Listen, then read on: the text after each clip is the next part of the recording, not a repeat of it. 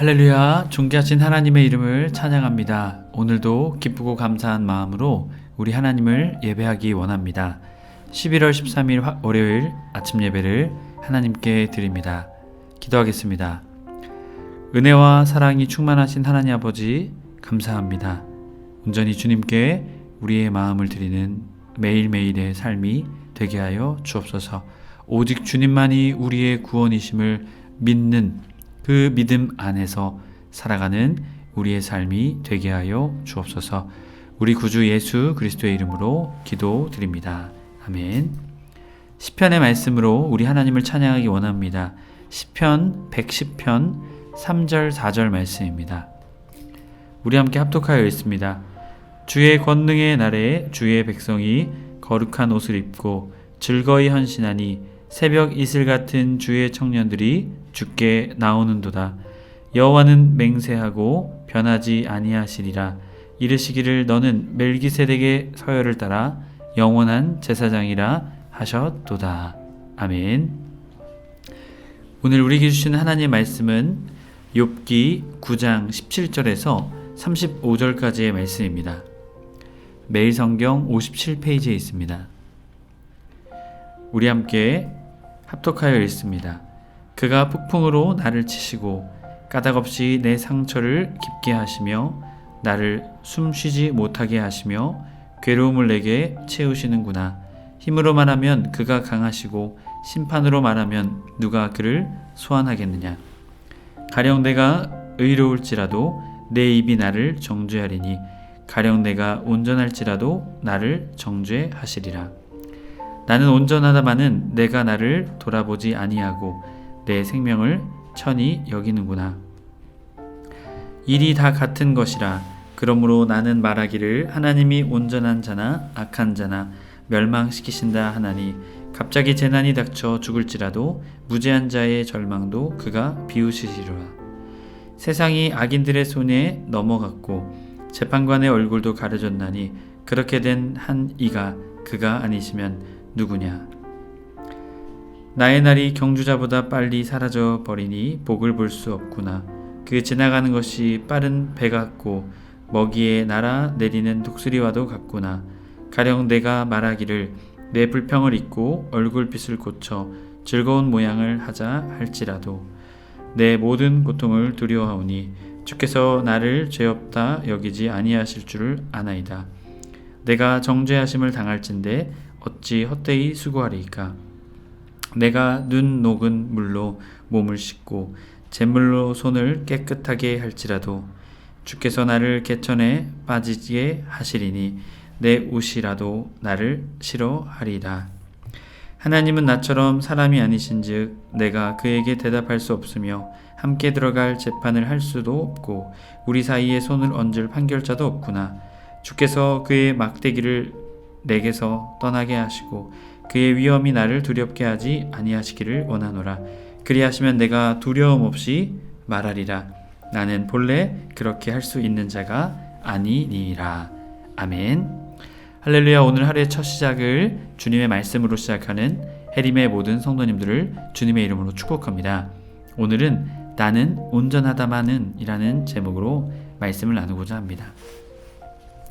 욥은 자신의 고난을 까닭없는 하나님의 공격으로 알고 혼란스러워합니다. 하나님과 법정에서 만나더라도 이길 수 없다는 것을 알지만 끝까지 자신의 의로움을 주장하는 욥의 모습을 우리는 보게 됩니다. 오늘 말씀 17절부터 35절까지의 말씀, 앞선 1절부터 14절까지의 말씀, 빌닷의 1차 변론, 8장에 대한 응답인 욥의 이야기를 말합니다. 전능자, 창조주, 우주의 위엄이 있는 하나님, 논쟁을 통해 자신을 입증할 수 없는 이 불공정한 상황에 대해서 탄식하는 욥의 모습을 보여주죠. 그리고 15절부터 24절까지 말씀은 욥과 하나님 사이에 괴리감, 그것을 탄식합니다. 그리고 무차별적 심판, 그 원인이 하나님께 있음을 보며 하나님을 원망하는 욥의 모습을 우리에게 보여주게 되죠. 그리고 이어지는 25절부터 35절까지 말씀을 통해서는 하나님의 정죄 앞에 헛된 수고를 말하며 불공정한 하나님의 재판을 욥은 토로하고 있습니다. 17절부터 21절까지 말씀을 보면 의로운 욥을 정죄하신 하나님을 보게 됩니다. 까닭없이 고난을 주시는 것으로 보이는 하나님을 욥은 원망하게 되죠. 그리고 자포자기하는 심정입니다. 17절부터 18절은 까닭없이 고난 주신 그 하나님을 향해 한탄하는 욥의 모습을 보여줍니다. 특별히 17절의 폭풍, 이것은 나약한 인간 욥의 모습을 보여주죠. 폭풍이 자신을 침으로 감히 저항할 수 없다라는 것이죠.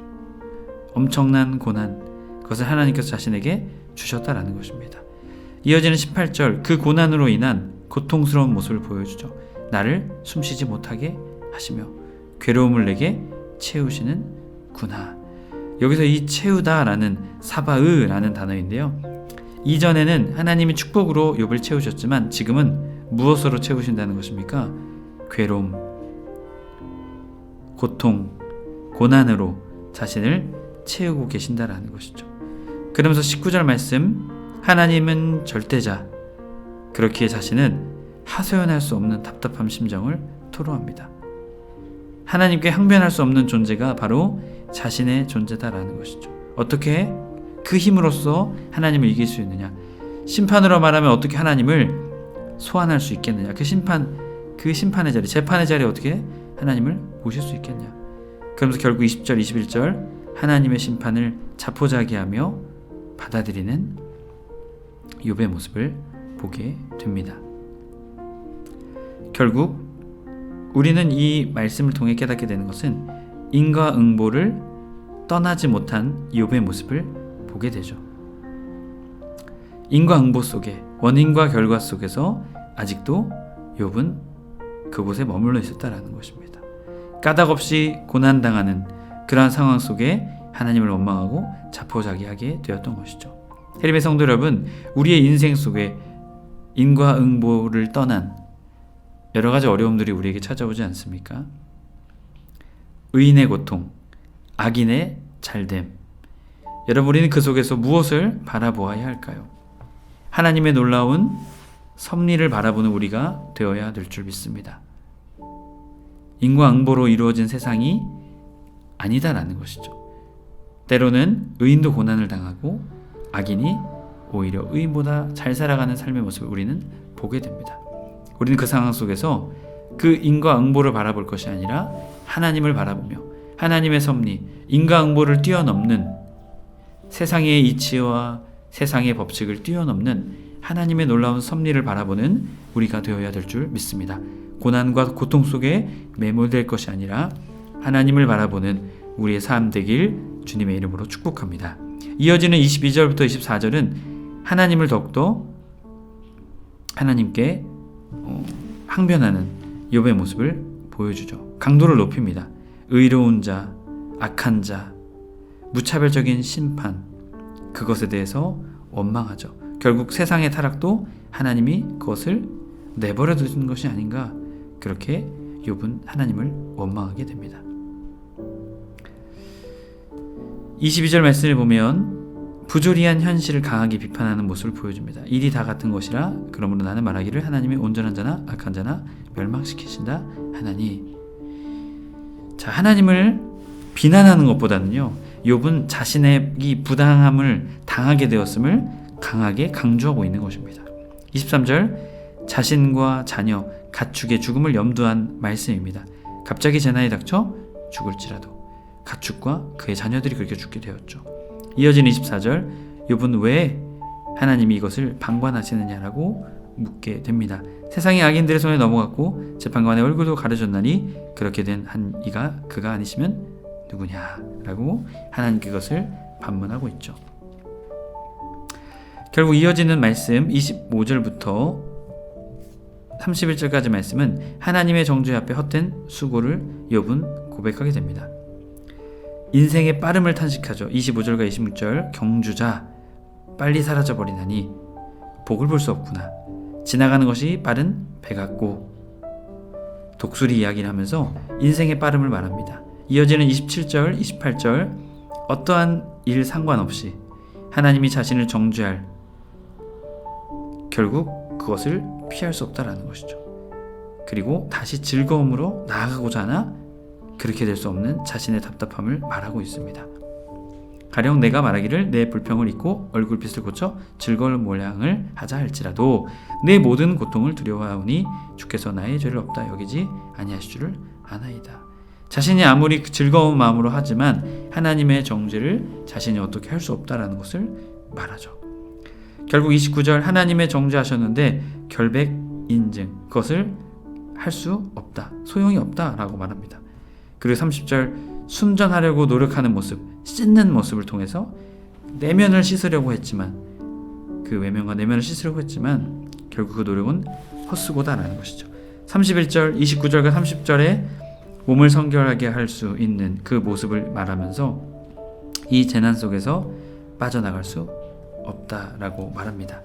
이어지는 32절부터 35절까지는 불공정한 하나님의 재판을 말하죠. 32절은 욥은 하나님의 무고한 피해자를 만들게 되었다라고 말합니다. 하나님 나처럼 사람이 아니신즉 내가 그에게 대답할 수 없고 함께 들어가 재판할 수도 없다. 하나님을 어떻게 재판장의 자리에 세울 수 없다라고 말하고 있는 것이죠. 그러면서 말하죠. 33절 하나님과 자신 중간에 판결자 없다라고 말하죠. 그러면서 34절 말씀을 통해서 온 고난에 벗어나고자 하는 그 간절함을 말하며 35절 두려움 없이 하나님께 변론할 것을 천명하게 됩니다. 앞선 우리 사이에 손을 얹어 판결할 자도 없구나. 신약의 시대로 넘어와 우리 사이에 하나님과 우리 사이에 판결자, 중재자가 계시죠. 바로 예수 그리스도. 매일 성경 56페이지 25절 35절 설명 부분입니다. 욥은 절망에 빠져 무죄를 입증하려 시도 자체를 포기하면서 마지막으로 하나님과 인간 사이에 공정하게 재판을 다뤄줄 강력한 판결자를 받았습니다. 욥이 진정으로 갈망하고 필요했던 하나님과 사람 사이의 중보자가 바로 예수 그리스도이십니다. 계속되는 고통 속에서 내 아픔과 억울함을 알아줄 리가 없어 답답합니까? 나보다 먼저 이러한 답답함과 고통을 당하시고 이런 나를 위해 중보하시고 마지막 날에 나를 변호하셔서 당당하게 하나님 나라에 들어가게 하실 예수님만 의지합시다. 아멘. 기도하겠습니다. 오늘도 우리와 함께 하시는 사랑의 하나님, 주님의 그 사랑과 은혜에 감사를 드립니다. 주님, 오늘 욥의 고난 속에 인과응보를 벗어난 고난, 역경, 그 속에서도 주님을 바라볼 수 있는 우리가 되게 하여 주옵소서. 또한 하나님과 우리 사이의 판결자, 오직 예수 그리스도, 고난 속에서, 낭망 속에서 우리를 위해 중보하시며 우리를 위해 아파하시는 예수님만 바라보며 살아가는 우리의 삶 되게 하여 주옵소서. 우리 주 예수 그리스도의 이름으로 기도드립니다. 아멘. 주기도문으로 마치고 자유롭게 기도합니다. 하늘에 계신 우리 아버지여, 이름이 거룩히 여김을 받으시오며 나라의 임하옵시며 뜻이 하늘에서 이룬 것 같이 땅에서도 이루어지이다. 오늘날 우리에게 일용할 양식을 주옵시고 우리가 우리에게 죄 지은 자를 사하여 준 것 같이 우리의 죄를 사하여 주옵시고 우리를 시험에 들게 하지 마옵시고 다만 악에서 구하옵소서. 나라와 권세와 영광이 아버지께 영원히 있사옵나이다. 아멘.